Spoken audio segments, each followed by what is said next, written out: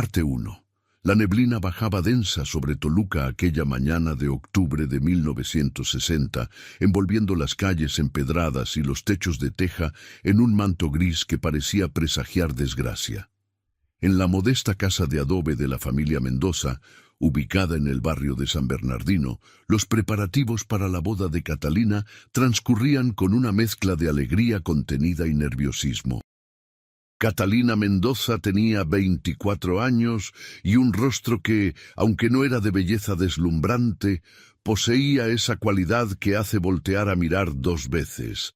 Ojos oscuros y profundos como pozos, piel morena clara y un cabello negro azabache que le caía en ondas hasta la cintura. Llevaba años esperando este día, desde que Rafael Soto, el joven comerciante de telas que había heredado el negocio de su padre, le pidió matrimonio 2 años atrás. «Mija, ya es hora de que te pongas el vestido», llamó su madre Eulalia desde la habitación contigua. Su voz sonaba cansada pero cargada de emoción. Habían trabajado durante meses para costear aquella boda, vendiendo conservas, bordando manteles para las familias adineradas del centro. Todo para que Catalina pudiera casarse por la iglesia, con vestido blanco y fiesta. Catalina se miró en el pequeño espejo agrietado que colgaba de la pared. Las ojeras bajo sus ojos delataban las noches sin sueño. Algo la había estado atormentando durante las últimas semanas, una sensación visceral de que algo andaba mal, pero no sabía qué.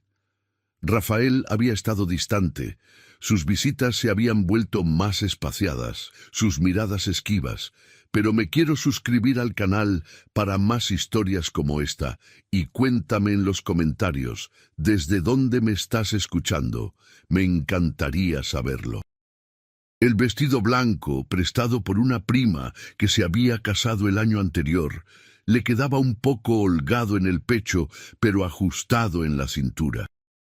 Eulalia se acercó con lágrimas en los ojos para colocarle el velo, una pieza de encaje amarillento que había pertenecido a su abuela.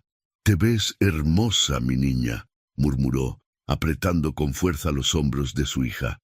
«Rafael es un buen hombre. Te dará una vida mejor que la que nosotros pudimos ofrecerte». Catalina quiso creer esas palabras, pero un nudo en la garganta le impedía responder. En su corazón algo palpitaba con desasosiego. La pequeña iglesia de San Bernardino estaba medio llena cuando llegaron. Los invitados, en su mayoría familiares y vecinos del barrio, conversaban en voz baja mientras el órgano desgranaba notas solemnes. El padre Ignacio, un hombre anciano de rostro curtido y manos temblorosas, esperaba junto al altar. Catalina caminó del brazo de su padre, Tomás, un hombre de pocas palabras que había trabajado toda su vida como herrero. Sus pasos resonaban contra las baldosas frías de la iglesia. La neblina afuera parecía querer colarse por las rendijas de las puertas, convirtiendo el interior en un lugar fantasmagórico. Rafael estaba de pie junto al altar, vestido con un traje oscuro que se veía nuevo. Era un hombre apuesto, de 32 años, con bigote recortado y postura erguida. Pero cuando Catalina llegó a su lado, él no la miró a los ojos. Sus pupilas permanecieron fijas en algún punto indefinido del piso. El padre Ignacio comenzó la ceremonia con voz ronca, recitando las palabras sagradas que habían unido a tantas parejas antes que ellos. Catalina escuchaba como si estuviera bajo el agua. Las palabras llegaban distorsionadas, sin significado real. «¿Aceptas a Rafael Soto como tu legítimo esposo?», preguntó finalmente el sacerdote. «Sí, acepto», respondió Catalina, su voz apenas un susurro. «¿Aceptas a Catalina Mendoza como tu legítima esposa?». El silencio que siguió fue eterno. Rafael permaneció callado, con los labios apretados en una línea fina. Los murmullos entre los invitados comenzaron a crecer como un enjambre de abejas enfurecidas. «Rafael», insistió el padre Ignacio, frunciendo el ceño, ¿Aceptas? Entonces Rafael levantó la vista y por primera vez en semanas miró directamente a Catalina. En sus ojos había algo que ella nunca había visto antes. Asco, un asco puro y visceral que le atravesó el pecho como una daga de hielo. «No», dijo Rafael, su voz clara y firme, resonando por toda la iglesia. «No puedo casarme con ella, no puedo casarme con una mujer impura». El silencio que siguió fue ensordecedor. Catalina sintió que el mundo se detenía, que el aire abandonaba sus pulmones. Las palabras de Rafael flotaban en el ambiente, cargadas de veneno. «¿Qué estás diciendo?». Logró articular, su voz quebrada. Rafael dio un paso atrás, como si la cercanía de Catalina lo contaminara. «Todos deben saber la verdad. Esta mujer no es digna de llevar vestido blanco. Se entregó a otro hombre antes de nuestro matrimonio. Me mintió, me engañó haciéndome creer que era pura». Los gritos estallaron por todas partes. La madre de Catalina soltó un gemido desgarrador. Su padre se abalanzó hacia Rafael, pero fue detenido por dos primos que lo sujetaron de los brazos. «¡Mentiroso!», gritó Catalina, las lágrimas comenzando a rodar por sus mejillas. «Eso es mentira. Nunca he estado con nadie más que contigo». Pero Rafael ya estaba caminando hacia la salida, su figura desapareciendo entre la neblina que ahora invadía el interior de la iglesia. Los invitados lo siguieron con la mirada, algunos con expresiones de horror, otros con ese brillo morboso de quien presencia un escándalo. Catalina cayó de rodillas frente al altar, el vestido blanco esparcido a su alrededor como las alas rotas de una paloma. El padre Ignacio intentó consolarla, pero ella no escuchaba nada más que el eco de aquellas palabras: «mujer impura». Lo que Catalina no sabía en ese momento, mientras su mundo se desmoronaba en pedazos, era que la acusación de Rafael no era fruto del azar ni de un malentendido. Era el resultado de una conspiración cuidadosamente orquestada, una mentira alimentada por celos y ambición. Y esa mentira acababa de plantar una semilla de oscuridad en su corazón que crecería durante los siguientes días hasta convertirse en algo monstruoso. Porque en Toluca, en aquellos tiempos, una mujer acusada públicamente de impureza quedaba marcada para siempre. No importaba si era verdad o mentira, la mancha era imborrable. Y Catalina Mendoza acababa de convertirse en un fantasma viviente. Parte 2. Las horas que siguieron a la humillación en la iglesia se sintieron como años. Catalina fue llevada a casa por su familia en medio de un silencio sepulcral. Los vecinos que habían estado en la ceremonia ya cuchicheaban en las esquinas, y las miradas que recibía al pasar eran como aguijones clavándose en su piel. Adentro de la pequeña casa, Eulalia no dejaba de llorar mientras Tomás caminaba de un lado a otro de la sala, con los puños apretados y la mandíbula tensa. Sus hermanos menores, Mateo y Rosa, de 17 y 14 años respectivamente, observaban la escena sin entender del todo qué había pasado, pero conscientes de que algo terrible había ocurrido. «Tiene que haber una explicación», decía Eulalia entre sollozos, limpiándose las lágrimas con el delantal. «Rafael debe estar loco, o alguien le metió mentiras en la cabeza. Mi hija es una mujer decente, honrada». Catalina permanecía sentada en el rincón de su habitación, aún con el vestido de novia puesto, mirando la pared con ojos vacíos. No había lágrimas. Ya no le quedaban, solo un vacío negro y profundo que amenazaba con tragarla entera. Un golpe seco en la puerta interrumpió el llanto de Eulalia. Tomás abrió para encontrarse con don Cristóbal Herrera, el panadero del barrio, y uno de los hombres más respetados de San Bernardino. Su expresión era seria, preocupada. «Tomás, necesito hablar contigo», dijo en voz baja, lanzando una mirada hacia el interior de la casa. Ambos salieron al pequeño patio trasero, donde el frío de octubre calaba hasta los huesos. Don Cristóbal encendió un cigarro con manos temblorosas antes de hablar. «Ya está corriendo el rumor por todo Toluca», comenzó exhalando el humo hacia la neblina. «Dicen que tu hija, que Catalina, que estuvo con otro hombre antes de la boda». «Eso es una mentira maldita», estalló Tomás, golpeando con el puño la pared de adobe. «Mi hija nunca haría algo así. Rafael es un perro traicionero. Eso es lo que es». «Escúchame bien, compadre», continuó don Cristóbal, bajando aún más la voz. «Yo no creo esos chismes. Conozco a tu familia desde hace años. Pero necesitas saber algo. Rafael no actuó solo. Hay alguien más detrás de esto». Tomás se quedó inmóvil. «¿Qué quieres decir?» «Anoche estuve en la cantina La Estrella tomándome una cerveza. Vi a Rafael ahí con Bernardo Villegas. Estaban hablando en voz baja, pero alcancé a escuchar algo. Bernardo le estaba diciendo a Rafael que el plan había funcionado perfectamente, que ella nunca sabría quién la traicionó. No entendí de qué hablaban hasta hoy en la iglesia». El nombre de Bernardo Villegas cayó como plomo en el estómago de Tomás.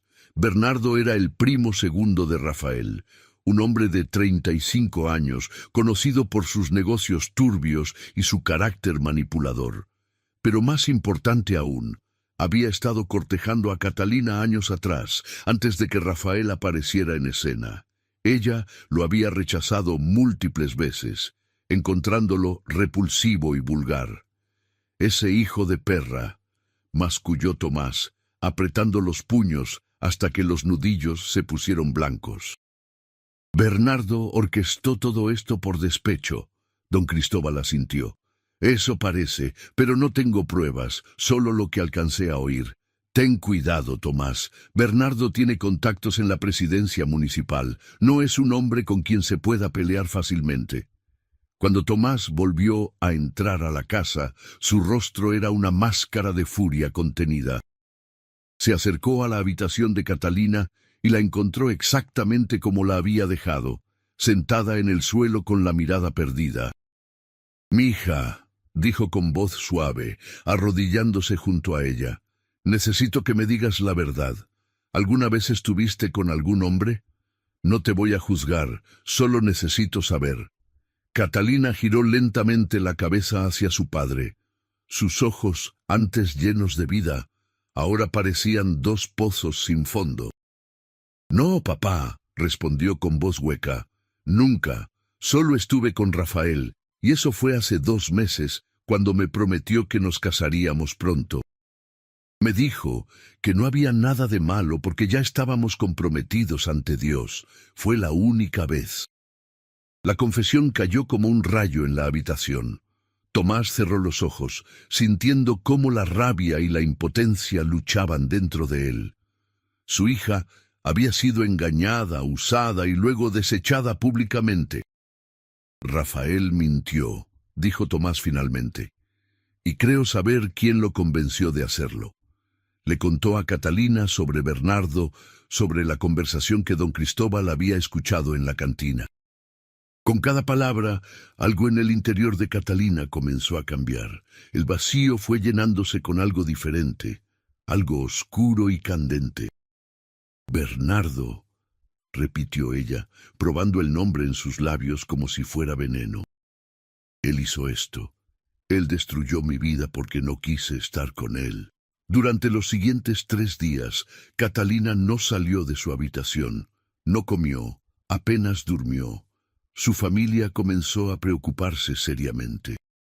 Eulalia intentaba convencerla de que bebiera al menos un caldo, pero Catalina rechazaba todo. Lo que su familia no sabía era que Catalina no estaba simplemente sumida en la depresión, estaba planificando.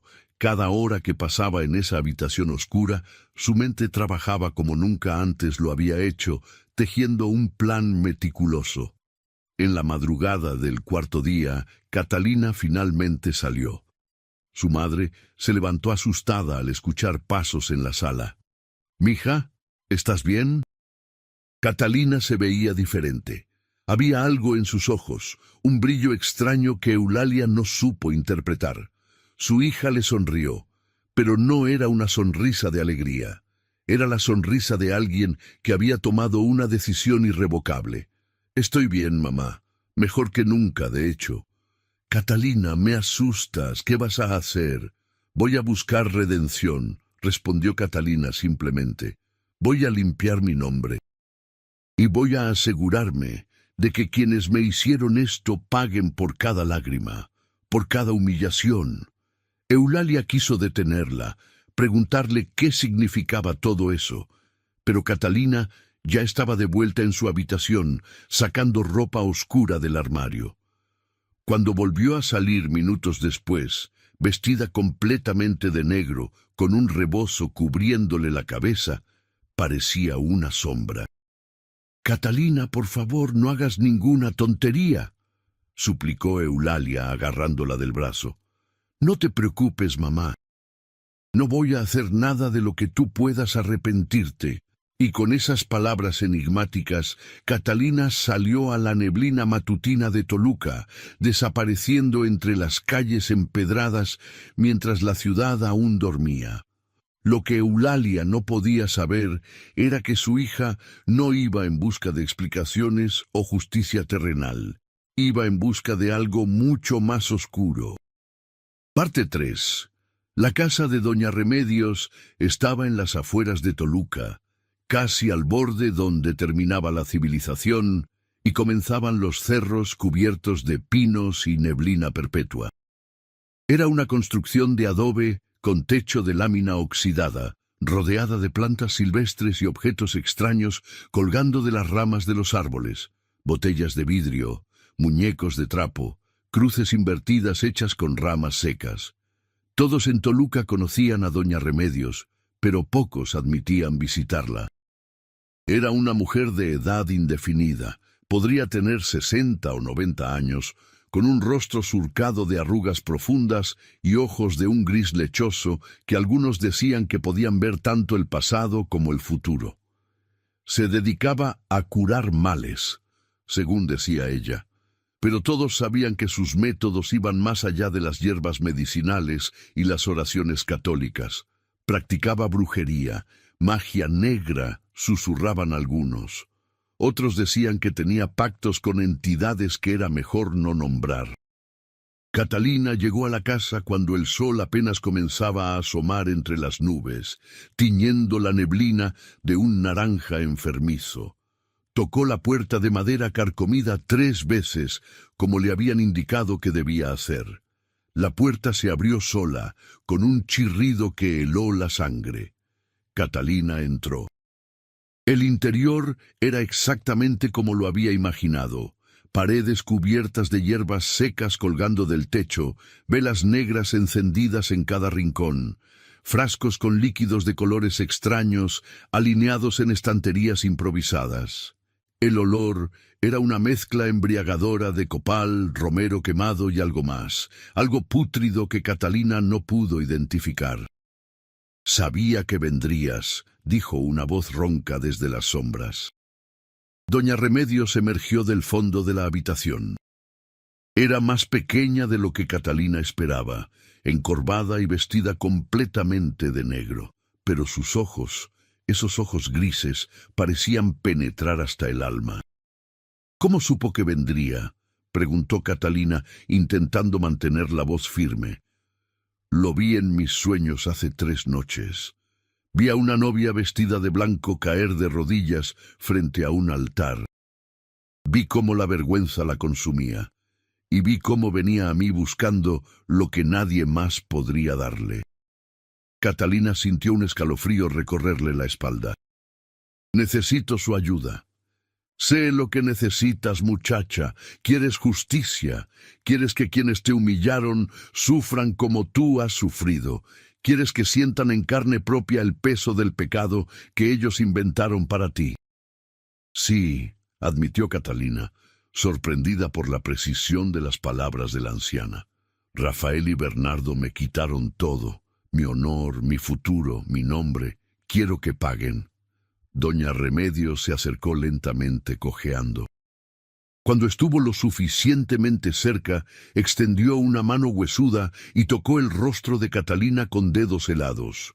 El camino que buscas tiene un precio, niña, no solo en monedas, sino en algo mucho más valioso. ¿Estás dispuesta a pagarlo? Pagaré lo que sea necesario. La anciana sonrió, revelando dientes amarillentos y desiguales. Entonces siéntate. Vamos a hablar de pactos y de redención. Durante las siguientes horas, doña Remedios le explicó a Catalina un ritual antiguo, uno que había sido practicado en México desde tiempos prehispánicos, pero que la Iglesia había intentado borrar con fuego y sangre. Era un ritual de venganza, pero también de transformación. Debes conseguir 3 cosas, explicó la anciana mientras encendía más velas negras alrededor de ellas. Primero, necesito algo que pertenezca a Rafael, algo íntimo que haya estado en contacto con su piel. Segundo, necesito tierra de una tumba reciente, de alguien que murió en pecado. Y tercero, hizo una pausa, mirando fijamente a Catalina. Necesito una gota de tu sangre mezclada con lágrimas de verdadero odio. ¿Y eso qué hará?, preguntó Catalina. Creará un vínculo entre tú y aquellos que te hicieron daño. Les mostrará visiones, pesadillas que no podrán distinguir de la realidad. Los atormentará hasta que la culpa y el miedo los consuman desde adentro. Y cuando finalmente quieran confesar la verdad, cuando quieran limpiar sus conciencias, será demasiado tarde. La locura ya habrá echado raíces. Catalina debería haber sentido horror ante esas palabras. Debería haberse levantado y huido de aquel lugar maldito. Pero en cambio, solo sintió una satisfacción oscura extendiéndose por su pecho como tinta en agua. ¿Cuánto tiempo tomará? 30 días. Durante ese tiempo, ellos comenzarán a ver cosas. A Rafael lo visitará cada noche la imagen de una novia ensangrentada. A Bernardo lo perseguirán susurros que le recordarán cada mentira que dijo, cada vida que arruinó por su envidia. Al final, ambos suplicarán por perdón, pero no encontrarán paz. ¿Y yo? ¿Qué me pasará a mí? Doña Remedios guardó silencio por un momento, sus ojos grises estudiando a Catalina como si estuviera leyendo un libro escrito en su piel. Tú cambiarás, muchacha. Este tipo de magia no deja a nadie sin marcar. Te volverás más fuerte, sí, pero también más oscura. La sed de venganza es como un animal salvaje. Una vez que lo alimentas, nunca deja de tener hambre. No me importa, respondió Catalina sin vacilar. Ya estoy muerta para este mundo, mi vida terminó en aquella iglesia. Si voy a ser un fantasma, que sea uno que inspire terror. La anciana sonrió de nuevo, esta vez con algo parecido al orgullo. Bien, entonces empecemos. Catalina regresó a su casa cuando ya era mediodía. Su madre estaba frenética, había estado buscándola por todo el barrio. ¿Dónde estabas? Pensé que te había pasado algo terrible. Solo fui a caminar, mamá. Necesitaba pensar. Pero Eulalia notó algo diferente en su hija. Había una determinación en su mirada que no había estado ahí antes, una frialdad que le resultaba extraña y perturbadora. Esa misma noche, Catalina comenzó a ejecutar su plan. Primero, necesitaba algo de Rafael. Sabía que él guardaba algunas de sus cosas en el comercio de telas que tenía en el centro de Toluca. Esperó hasta la madrugada, cuando las calles estaban vacías, y solo los perros callejeros merodeaban entre las sombras. La puerta trasera del negocio tenía una cerradura vieja y oxidada que cedió con un poco de presión. Catalina entró silenciosamente, guiándose solo por la luz de la luna que se filtraba por las ventanas. Encontró la pequeña oficina de Rafael en el segundo piso, un cuarto desordenado con papeles y muestras de tela por todas partes. En un cajón del escritorio halló lo que buscaba, un pañuelo blanco con las iniciales RS bordadas en una esquina. Lo había visto miles de veces cuando Rafael lo usaba para limpiarse el sudor de la frente. Era perfecto. Lo guardó en el bolsillo de su vestido y salió tan silenciosamente como había entrado. La segunda parte del ritual sería más difícil. Necesitaba tierra de una tumba reciente de alguien muerto en pecado. Catalina sabía de un entierro que había ocurrido apenas una semana atrás. Don Anselmo García, un hombre que se había suicidado ahorcándose en su propio granero después de descubrir que su esposa lo engañaba con un trabajador. La iglesia había debatido si darle entierro cristiano, pero finalmente cedió ante la presión de la familia. 3 noches después, Catalina se dirigió al pequeño cementerio de San Bernardino, armada con una pala que había robado del patio de su casa.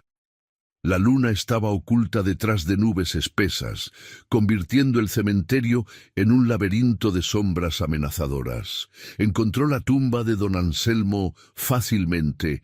Era la única con tierra fresca y sin lápida todavía. Se arrodilló y comenzó a cavar con las manos temblorosas, sin importarle que la tierra se le metiera bajo las uñas. Cuando tuvo suficiente tierra en una bolsa de tela, escuchó un sonido detrás de ella. Se dio la vuelta bruscamente. No había nadie, solo las cruces de madera proyectando sombras retorcidas sobre el suelo. Pero Catalina habría jurado que había escuchado pasos. Parte 4. El ritual se llevaría a cabo en la noche del día 14, después de la boda fallida. Doña Remedios había sido específica. Tenía que ser en un lugar donde Catalina hubiera sentido la mayor humillación, donde su dolor hubiera dejado una marca invisible pero permanente en el aire. La iglesia de San Bernardino. Catalina esperó hasta pasada la medianoche. Había estudiado los movimientos del padre Ignacio durante días y sabía que el anciano dormía profundamente después de las 11, ayudado por el mezcal que bebía cada noche para calmar sus dolores de artritis. La puerta lateral de la iglesia estaba sin llave, como siempre. Catalina entró descalza, sintiendo el frío de las baldosas atravesándole los pies como agujas de hielo. Llevaba una bolsa de tela con todo lo necesario: el pañuelo de Rafael, la tierra del cementerio, velas negras que le había dado doña Remedios y un pequeño cuchillo para obtener la gota de sangre que necesitaba. El interior de la iglesia estaba más oscuro que la noche misma. Las imágenes de los santos parecían observarla con expresiones de reproche.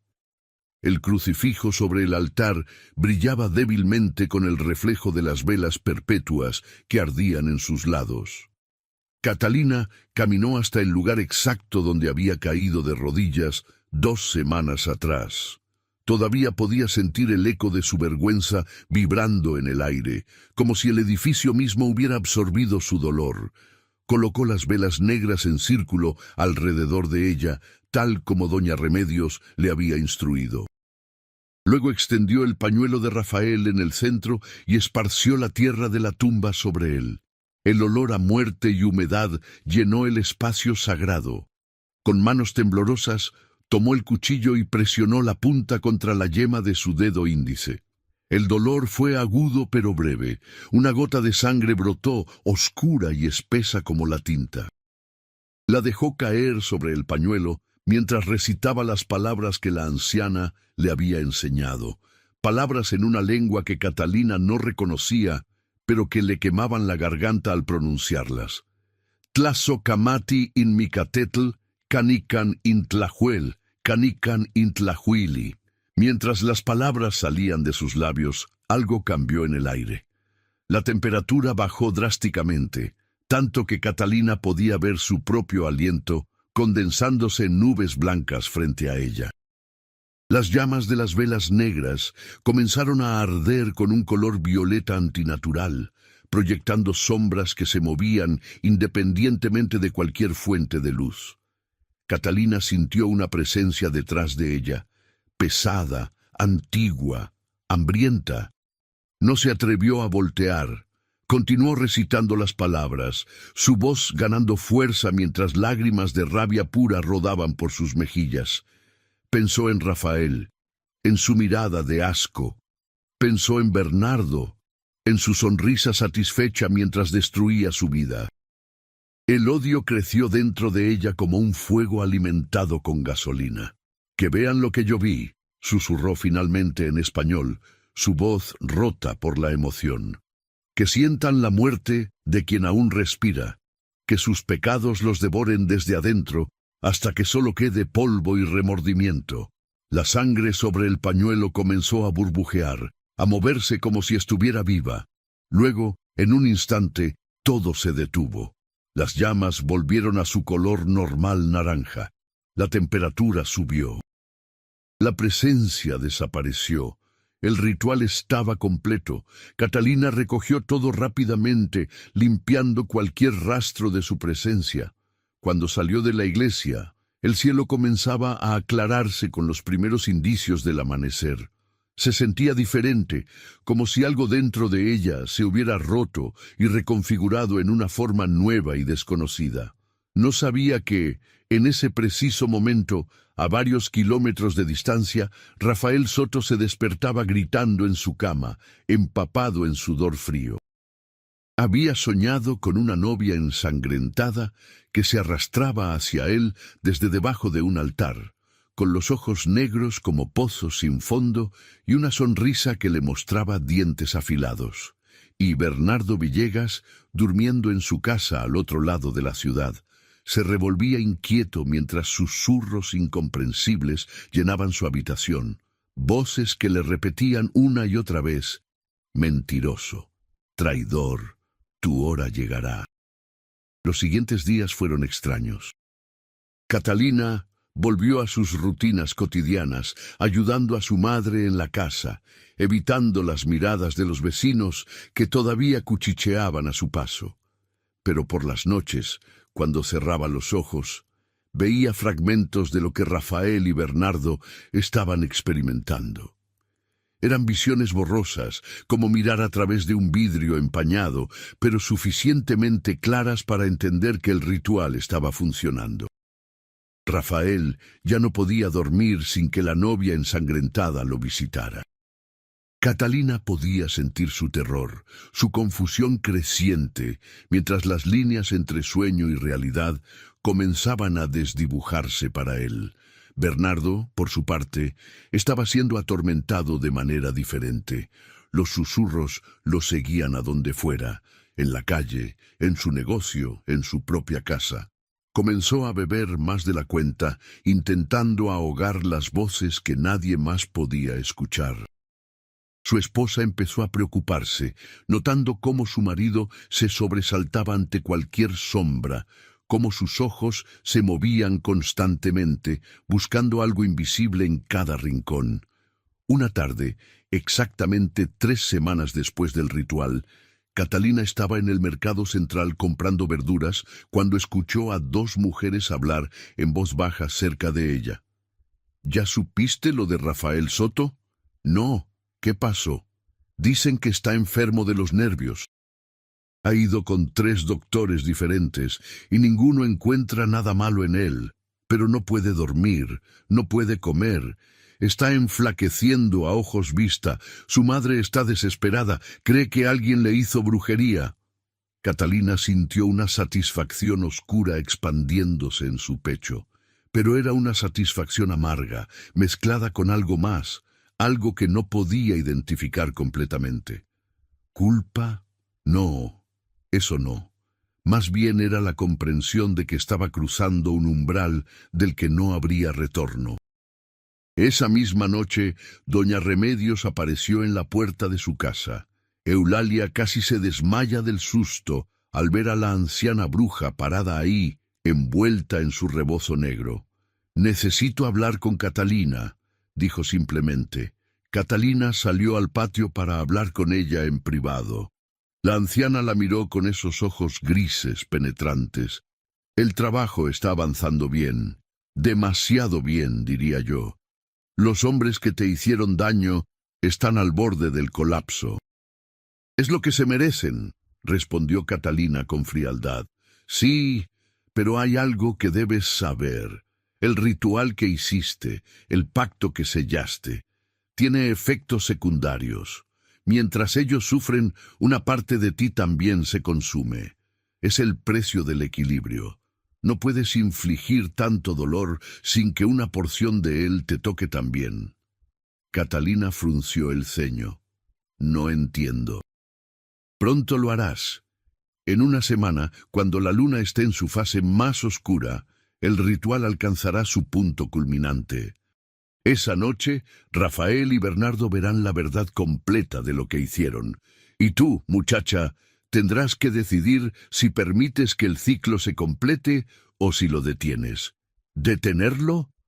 ¿Por qué querría detenerlo? Doña Remedios negó con la cabeza lentamente.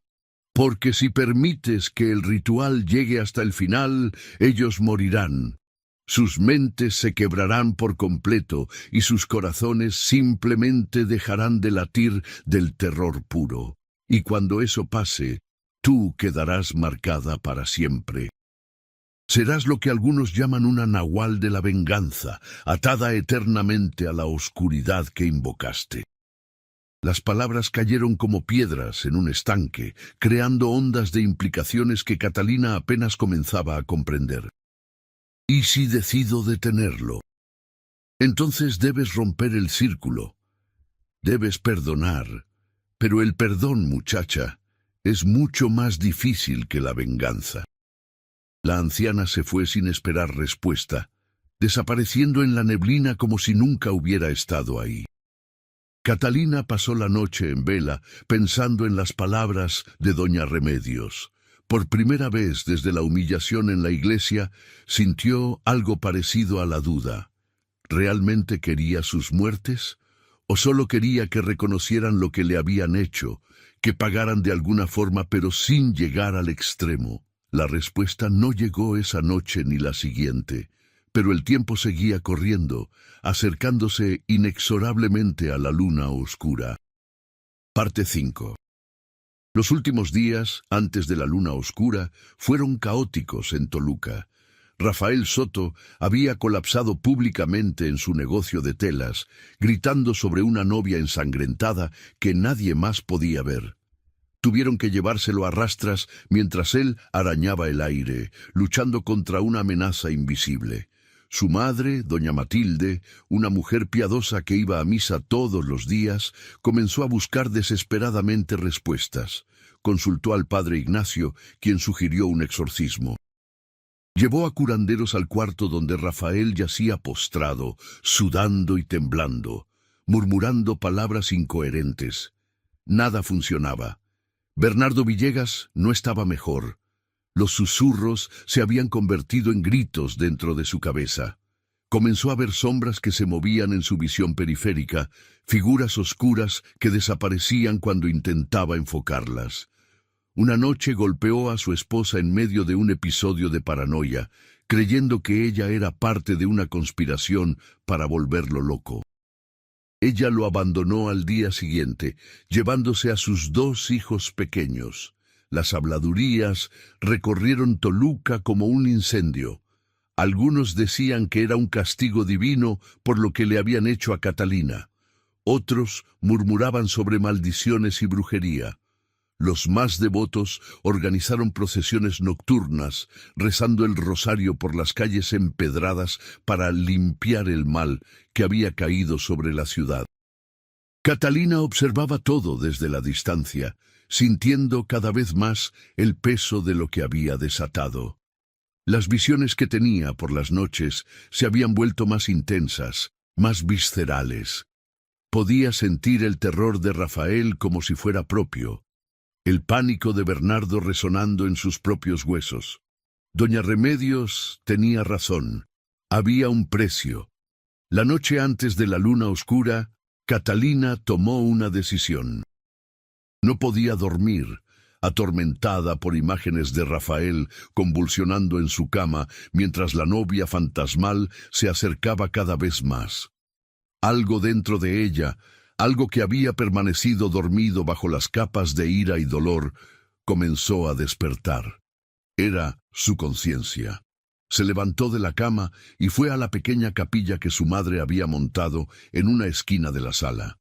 Una imagen de la Virgen de Guadalupe rodeada de veladoras y flores marchitas. Se arrodilló ahí, por primera vez en semanas, y comenzó a llorar. No eran lágrimas de rabia, eran lágrimas de confusión, de agotamiento, de una tristeza tan profunda que parecía no tener fondo. «No sé qué hacer», susurró a la imagen silenciosa.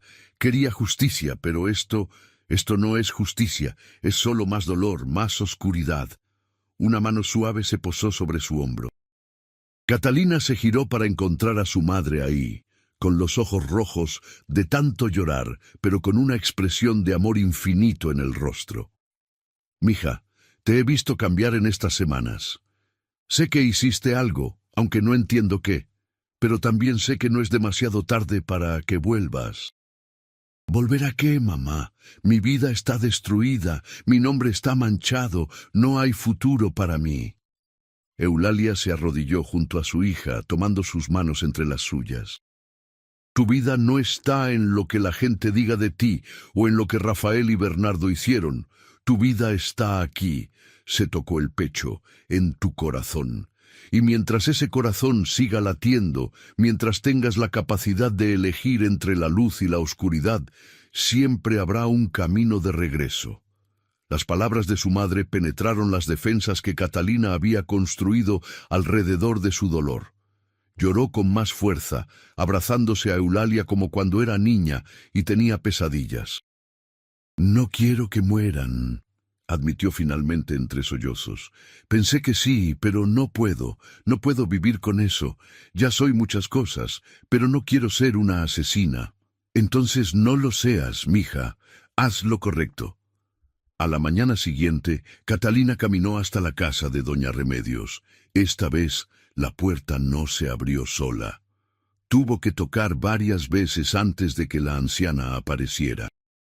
«Ya sé por qué vienes», dijo doña Remedios sin saludar. «¿Quieres romper el círculo?» «Sí». La anciana la hizo pasar. Su expresión era ilegible, pero había algo en sus ojos grises que parecía casi aliviado. Romper el círculo no es tan simple como iniciarlo.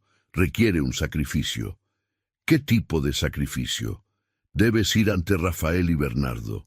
Debes mirarlos a los ojos y decir en voz alta que los perdonas. Y debes ser sincero, muchacha. Si hay aunque sea una gota de odio todavía en tu corazón, el ritual no se romperá. Catalina sintió que el estómago se le revolvía. «No sé si puedo perdonarlos sinceramente. Entonces, morirán esta noche cuando caiga la última luz del día. Y tú quedarás atada a su muerte hasta el día de tu propia muerte. Esa es la verdad de lo que iniciaste». Catalina pasó las siguientes horas caminando sin rumbo por las calles de Toluca. La neblina era especialmente espesa ese día, envolviendo la ciudad en un sudario gris que parecía aislarla del resto del mundo. Pensó en todo lo que había vivido, en la inocencia que había perdido, en el amor que había creído tener con Rafael, pero más que nada pensó en quién quería ser. ¿La mujer llena de odio que había invocado fuerzas oscuras para vengarse? ¿O alguien que, a pesar del dolor insoportable, podía elegir un camino diferente? Al caer la tarde, Catalina se dirigió primero a la casa de Rafael. Doña Matilde abrió la puerta, con ojeras profundas y el rostro surcado de lágrimas. Cuando vio a Catalina, su expresión pasó por una serie de emociones: sorpresa, ira y finalmente desesperación. «Tú», susurró, «vienes a verlo sufrir, vienes a regodearte en lo que sea que le hiciste a mi hijo». «No», respondió Catalina con voz tranquila, «vengo a ayudarlo». La mujer la observó con desconfianza, pero algo en el tono de Catalina debió convencerla, porque dio un paso atrás y la dejó entrar. Rafael estaba en su habitación, atado a la cama porque en su delirio había intentado lastimarse. Cuando Catalina entró, él giró la cabeza hacia ella. Sus ojos, antes tan llenos de vida y encanto, ahora estaban hundidos y vidriosos. Había perdido tanto peso que parecía un cadáver viviente. «Tú», balbuceó Rafael, su voz ronca, «la novia, vienes a llevarme». Catalina se acercó lentamente a la cama y se arrodilló junto a él. Tomó una de sus manos, sintiendo cómo temblaba. «Rafael, escúchame. Lo que me hiciste fue imperdonable.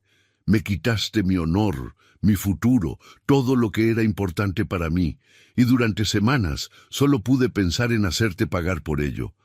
Lágrimas comenzaron a rodar por las mejillas hundidas de Rafael. «Pero hoy», continuó Catalina, sintiendo cómo las palabras salían de un lugar profundo dentro de ella, «elijo otra cosa. Te perdono, Rafael. No porque lo que hiciste esté bien, no porque no me duela todavía, sino porque no quiero que tu muerte y tu sufrimiento definan el resto de mi vida». Hubo un momento de silencio absoluto.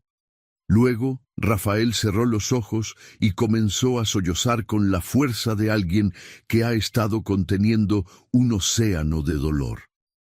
«Lo siento», gimió. «Lo siento tanto. Bernardo me convenció.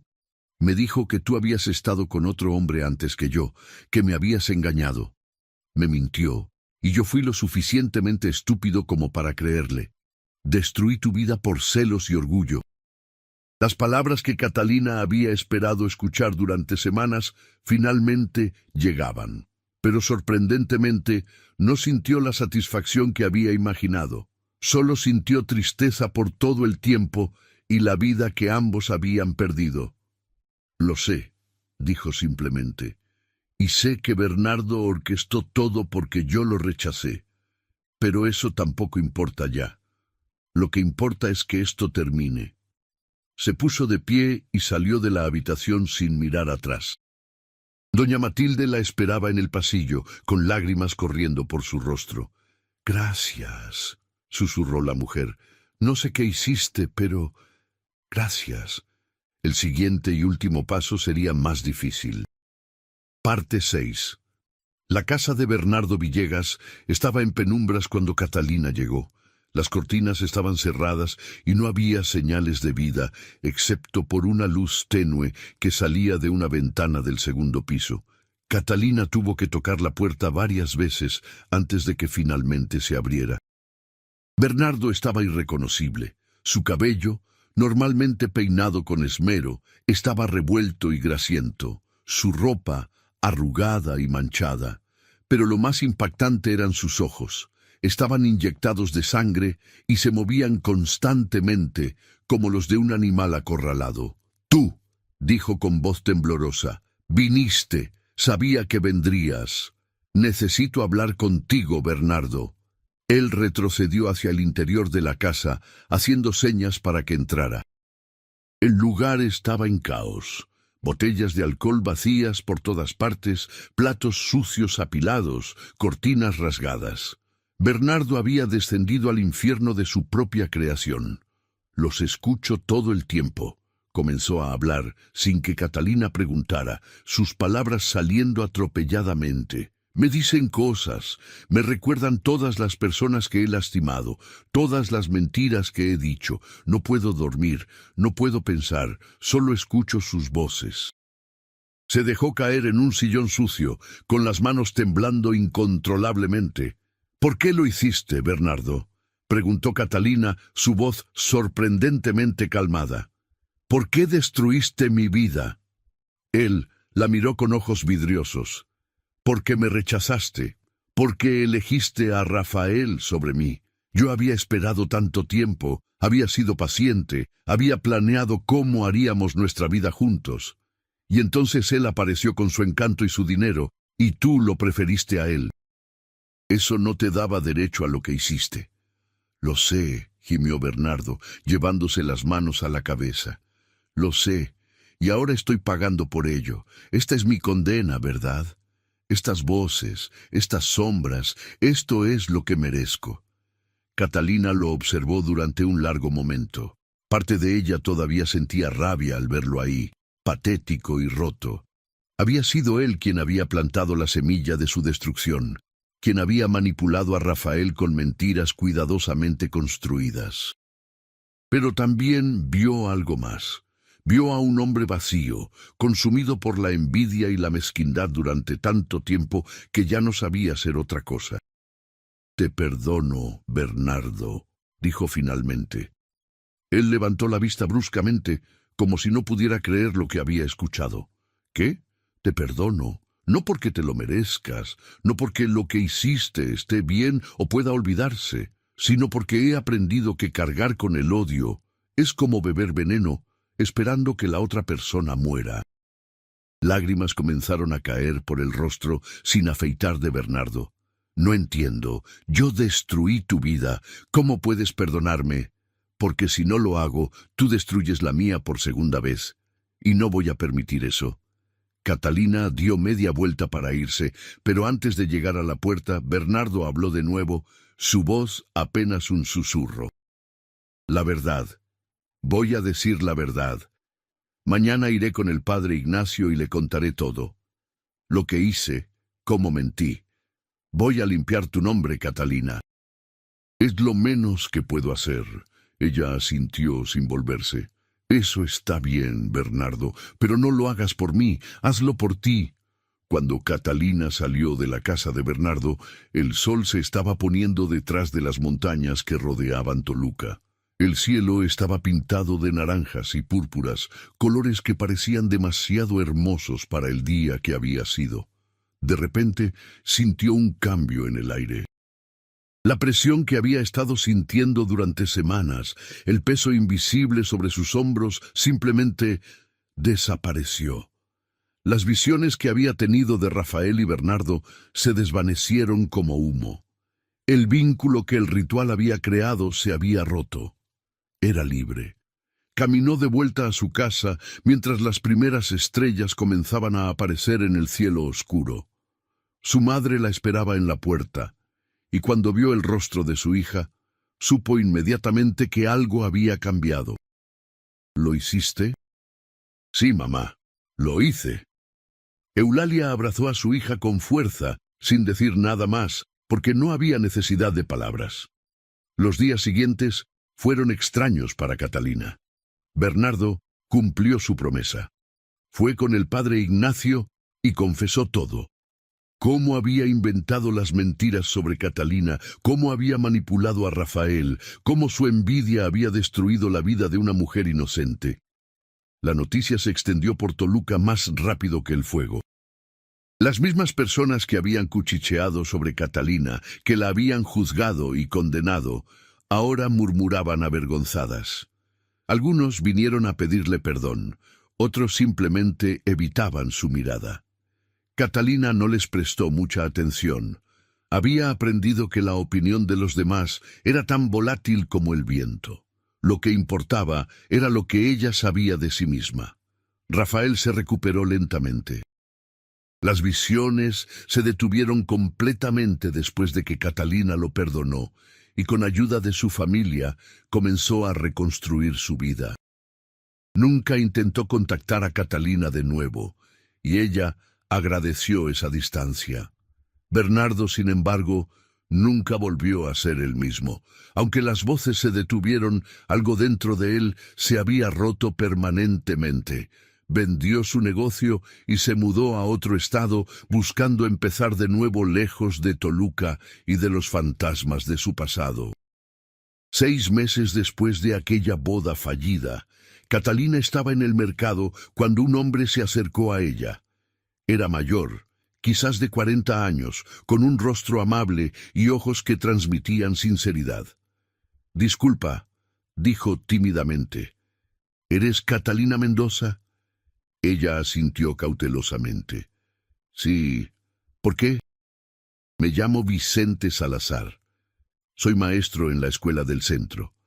He escuchado tu historia, la verdadera historia, y quería decirte que admiro tu fortaleza.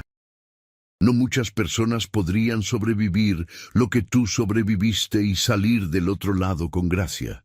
Catalina se sintió sorprendida por las palabras. «No sé si salí con gracia, Hice cosas de las que no estoy orgullosa.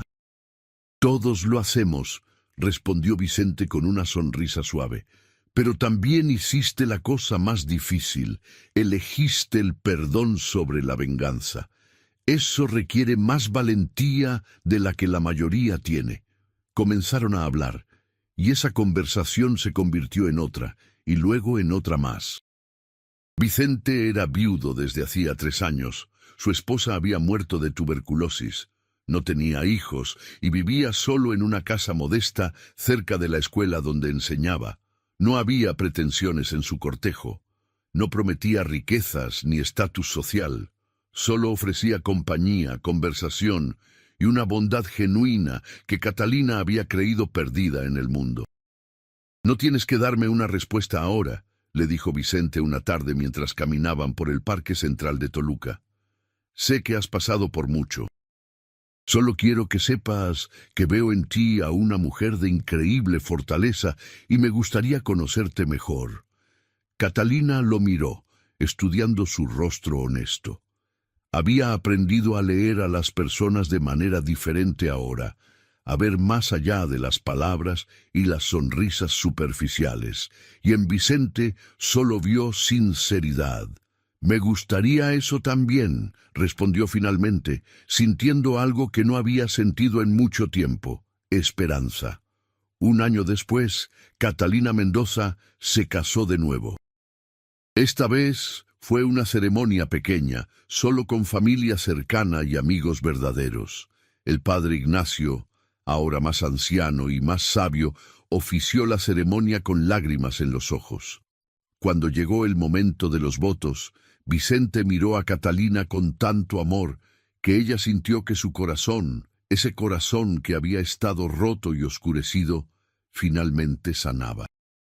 «Sí, acepto», dijo ella, y esta vez las palabras no estaban teñidas de miedo o duda. «Sí, acepto», respondió Vicente sin vacilación. Y cuando se besaron, Catalina sintió que cerraba un capítulo de su vida y abría otro completamente nuevo.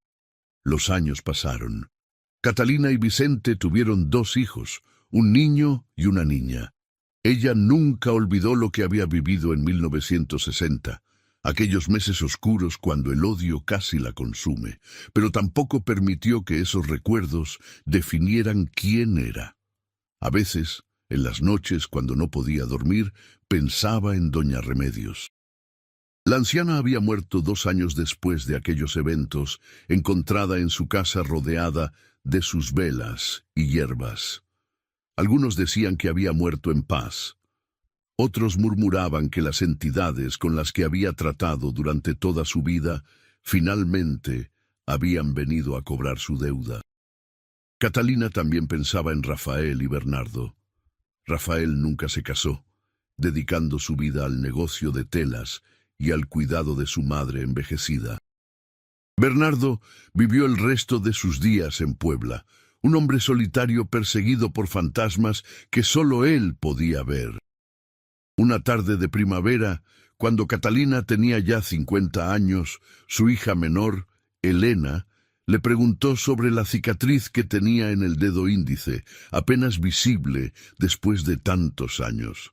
«¿Cómo te hiciste eso, mamá?». Catalina miró la pequeña marca, el recuerdo físico de aquella noche en la iglesia cuando había sellado un pacto oscuro. «Fue hace mucho tiempo, mija. Me corté con un cuchillo cuando era joven y tonta». «¿Te dolió mucho?». «Sí», respondió Catalina, pero no estaba pensando en el corte físico. «Me dolió muchísimo». «Pero el dolor pasa, Elena, siempre pasa, si lo dejas ir». Elena sonrió y corrió a jugar con su hermano en el patio. Catalina las observó desde la ventana, sintiendo una paz profunda que había tardado décadas en alcanzar. Había buscado redención después de aquella boda marcada por el pecado y el olvido. Y aunque el camino había sido oscuro y aterrador, aunque había coqueteado con fuerzas que no debería haber tocado, finalmente la había encontrado. No en la venganza, como había creído, sino en el perdón, en la capacidad de soltar, de elegir la luz sobre la oscuridad, de construir una nueva vida sobre las cenizas de la vieja. La neblina de Toluca todavía bajaba densa algunas mañanas, envolviendo la ciudad en su abrazo frío.